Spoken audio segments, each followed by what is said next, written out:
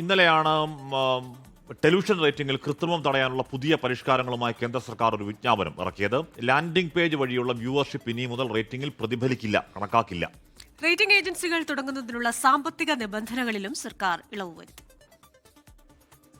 Television റേറ്റിംഗിലെ സുതാര്യതയും വിശ്വാസ്യതയും ഉറപ്പുവരുത്താനാണ് കേന്ദ്ര വാർത്താവിതരണ മന്ത്രാലയത്തിന്റെ നടപടി. ലാൻഡിംഗ് പേജുകൾ മാർക്കറ്റിംഗ് ടൂൾ മാത്രമായി കേന്ദ്രം പരിമിതപ്പെടുത്തി.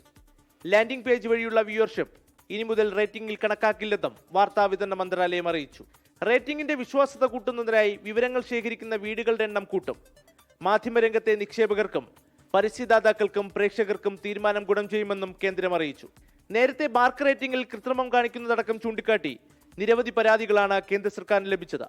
ഇതിനു പുറമെ റേറ്റിംഗ് ഏജൻസികൾ തുടങ്ങുന്നതിനുള്ള സാമ്പത്തിക നിബന്ധനകളിലും കേന്ദ്ര സർക്കാർ മാറ്റം വരുത്തിയിട്ടുണ്ട്.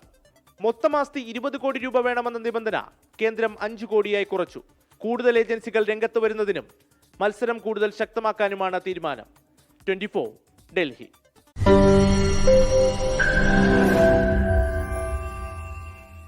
ലോകത്തെവിടെയായാലും ഏത് സമയത്തും 24 വാർത്തകളും ഓഗ്മെന്റഡ് റിയാലിറ്റി പാക്കേജുകളും എക്സ്പ്ലെയിനറുകളും വിശദമായി കാണാൻ ഞങ്ങളുടെ യൂട്യൂബ് ചാനൽ നിങ്ങൾക്ക് സബ്സ്ക്രൈബ് ചെയ്യാം.